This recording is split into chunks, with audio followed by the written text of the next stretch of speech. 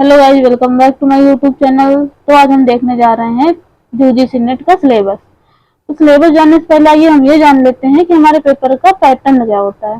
तो देखिए, हमारा पेपर दो भागों में होता है, जिसमें पेपर 1 एंड पेपर 2 होता है। तो हमारा पेपर 1 में होते हैं 50 क्वेश्चन और पेपर 2 में होते हैं हमारे 100 क्वेश्चन। तो ये हमारा टोटल होता है 300 नंबरों का। और जो ये हमारा पेपर 1 है ये होता है 100 नंबरों का और पेपर 2 होता है 200 नंबर का। तो पेपर 1 में देखिए हमारे 50 क्वेश्चन होते हैं, जो कि पर क्वेश्चन 2 नंबर का होता है, और पेपर 2 में भी 100 क्वेश्चन होते हैं और पर क्वेश्चन 2 नंबर का होता है। तो ये दोनों हमारे मिलकर बनते हैं टोटल 300 मार्क्स। आइए अब हम जानते हैं पेपर 1 का सिलेबस। तो देखिए, पेपर 1 का सिलेबस ये रहा हमारा। ये देखिए, सबसे पहले हम देखते हैं यूनिट 1। तो यूनिट 1 है हमारी टीचिंग एप्टीट्यूड। टीचिंग एप्टीट्यूड के अंतर्गत हमें पढ़ना होता है शिक्षण, अवधारणा, उद्देश्य, शिक्षण के स्तर, शिक्षण की समझ और चिंतनशील विशेषता और बुनियादी आवश्यकता। ये सब आप देख लीजिए, क्योंकि अगर मैं पूरा पढ़ूंगी तो वीडियो बहुत लंबा हो जाएगा। ठीक है, अब टीचिंग एप्टीट्यूड के अंतर्गत हमें पढ़ना है शिक्षार्थी की विशेषताएं, शिक्षण को प्रभावित करने वाले कारक। ठीक है, आगे देखते हैं। फिर आगे इसमें है उच्च शिक्षण संस्थानों में शिक्षण के तरीके, ये सब भी आप देख लीजिए। और फिर ये देखिए शिक्षा सहायता प्रणाली एंड मूल्यांकन प्रणाली। ठीक है, अब हम आते हैं यूनिट सेकंड। तो हमारी यूनिट सेकंड होती है रिसर्च एप्टीट्यूड। रिसर्च एप्टीट्यूड के अंतर्गत हमें पढ़ना होता है अनुसंधान, अनुसंधान के तरीके, शोध के चरण, थीसिस और लेखन शैली, अनुसंधान में आईसीटी का अनुप्रयोग, और क्या है, अनुसंधान नैतिकता। ठीक है, अब हम आते हैं यूनिट थर्ड। तो हमारी यूनिट थर्ड है समझ। तो समझ के अंदर देखिए हमें क्या करना होता है, इसमें एक गद्यांश दिया होता है, उस गद्यांश को हमें सही तरीके से पढ़ के उसके नीचे क्वेश्चन दिए होते हैं, वो क्वेश्चन हमें उस गद्यांश को पढ़ के उसका आंसर देना होता है। ठीक है, अब आते हैं हम यूनिट 4। तो यूनिट 4 है हमारी संचार। संचार के अंतर्गत हमें क्या क्या पढ़ना होता है, संचार, प्रभावी संचार एंड प्रभावी संचार की बाधाएं, मास मीडिया और समाज। ठीक है, अब हम आते हैं यूनिट 5। यूनिट 5 हमारी क्या है, गणितीय तर्क और योग्यता। इसके अंतर्गत हमें पढ़ना है तर्क के प्रकार, संख्या श्रृंखला, पत्र श्रृंखला, कोड और संबंध, गणितीय योग्यता, ये सब भी आप देखिए। ठीक है, अब हम आते हैं यूनिट 6। यूनिट 6 है हमारी लॉजिकल रीजनिंग। इसके अंतर्गत हमें पढ़ना है तर्कों की संरचना को समझना, तर्क के रूप, स्पष्ट प्रस्तावों की संरचना, और ये देखिए।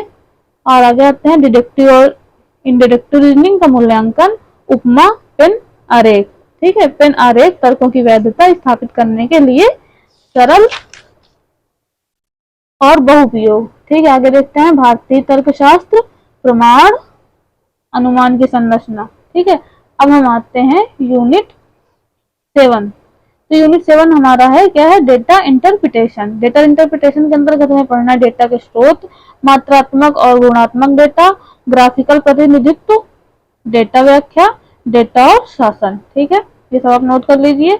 आगे आते हैं, आगे हमारी है यूनिट 8। यूनिट 8 है हमारी सूचना और संचार प्रौद्योगिकी, जिसको हम आईसीटी भी बोलते हैं, आईसीटी इंग्लिश में बोलते हैं। ठीक है, इसमें पढ़ना है आईसीटी सामान्य संक्षेप और शब्दावली, इंटरनेट, ईमेल, ऑडियो और वीडियो कॉन्फ्रेंसिंग की मूल बातें, उच्च शिक्षा में डिजिटल पहल। ठीक है, आगे देखते हैं आईसीटी और शासन।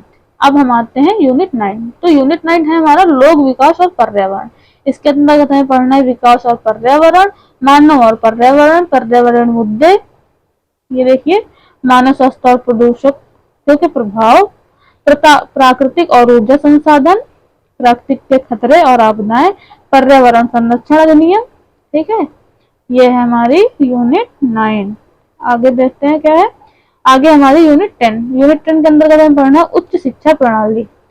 इसके अंतर्गत देखते हैं क्या है, उच्च शिक्षा प्रणाली के अंतर्गत हमें पढ़ना है प्राचीन भारत में उच्च शिक्षा और शिक्षा के संस्थान।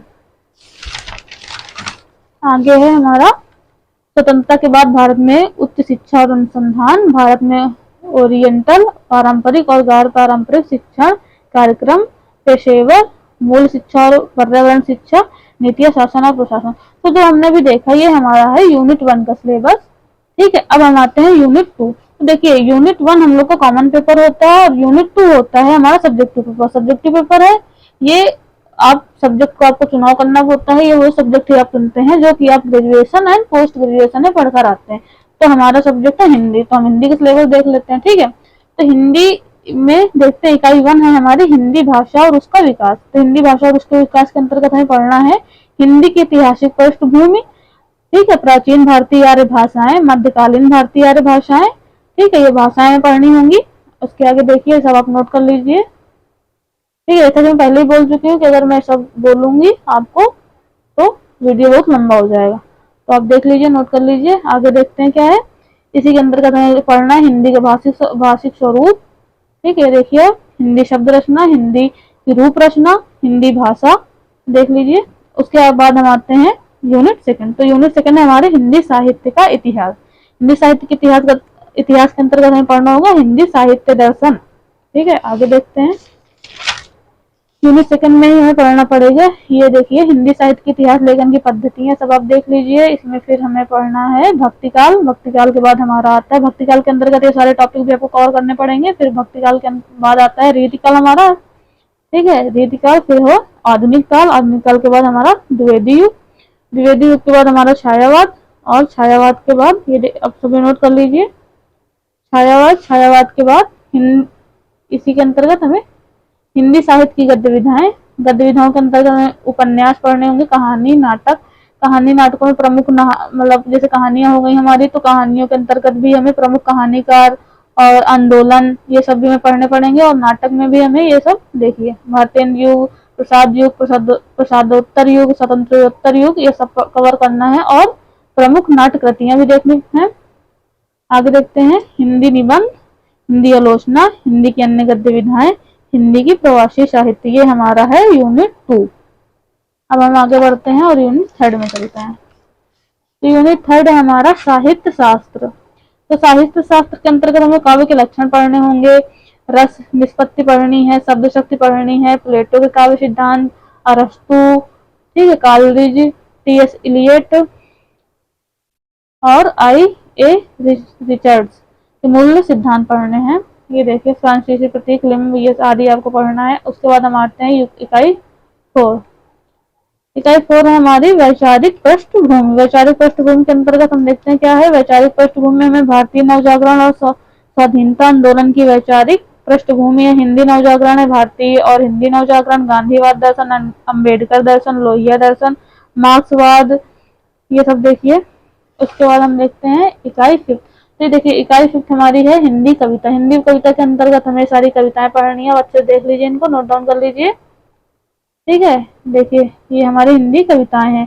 जैसे शंकर प्रसाद की कविताएं हो गई, निराला राम की, ठीक है, सुमित्रानंद पंत की, महादेवी वर्मा की, रामधारी सिंह दिनकर की, ये सारी कविताएं। और है पृथ्वीराज राजस्वामी, खुसरो विद्यापति, सभी की आपको कविताएं पढ़नी है। ठीक है, सचिदानंद की, भवानी प्रसाद मिश्र की, ये कविताएं आप नोट डाउन कर लीजिए। उसके बाद हमें आते हैं इकाई 6। तो आप इकाई 6 है हमारा हिंदी उपन्यास। हिंदी उपन्यास के अंतर्गत हमें सारे उपन्यास पढ़ने हैं, देख लीजिए। इसमें से क्वेश्चन हमारे ऑब्जेक्टिव टाइप में होता है, जैसा कि आपको सबको पता ही है। तो इसमें अधिकतर ऐसे ही पूछते जाते हैं, मतलब प्रमुख पात्र पूछे जाते हैं, किसने कहा, ये सारी चीजें देखिए। उपन्यास के अंतर्गत हमें पढ़ने, मतलब उपन्यास, नाटक, कहानी, सभी के अंतर्गत हमें लगभग ऐसे ही क्वेश्चन आते हैं। ठीक है, तो अब हम देखते हैं इकाई 7। इकाई 7 है हमारी हिंदी कहानी। हिंदी कहानी में हमें राजेंद्र बालाजी की कहानियां पढ़नी है। माधव सप्रे, सुभद्रा कुमारी चौहान जी की, प्रेमचंद, राजा राधिका रमण प्रसाद सिंह की है हमारी कहानी। कौन है? कानों में कंगन। ठीक है, जयशंकर प्रसाद की कहानी हो गई, आकाशदीप है जयशंकर प्रसाद की कहानी, सारी मुख्य कहानियां देख लीजिए आप लोग। ठीक है, अब हम आते हैं इकाई 8। इकाई 8 में हमें पढ़ना हिंदी नाटक। नाटक में हमें पढ़ना अंधेरी नगरी, भारत दुर्दशा, ये नाटक किसका? अंधेरी नगरी, भारतेंद्र जी का। ठीक है, तो भारतेंद्र जी के नाटक है, जयशंकर प्रसाद के नाटक है, धर्मवीर भारती जी के नाटक हैं। ये सारे नाटक हमें ये कवर देख लीजिए आप लोग। ठीक है, अब आते हैं इकाई 9। इकाई 9 हमारी हिंदी निबंध। हिंदी निबंध में भारतेंद्र जी के निबंध पढ़ने हैं। भारतेंद्र जी के निबंध कौन कौन से हैं? दिल्ली दरबार दर्पण, भारतवर्षोन्नति कैसे हो सकती है। ठीक है, भारतेंद्र जी का निबंध है जो कि हमारे सिलेबस में है। ठीक है, उसके बाद है प्रताप नारायण मिश्र का नाटक, बालकृष्ण भट्ट जी का नाटक है शिव शंभू के चिट्ठे, रामचंद्र शुक्ल जी का नाटक कविता क्या है, हजारी प्रसाद द्विवेदी, विद्यानिवास मिश्र, अध्यापक पूर्ण सिंह का है हमारा निबंध, मजदूरी और प्रेम। कुबेरनाथ राय हो गए और विवेक राय, नामवर सिंह का हो गया, संस्कृत और सौंदर्य, ये सारे हमारे निबंध हैं। ठीक है, अब हम आते हैं इकाई 10।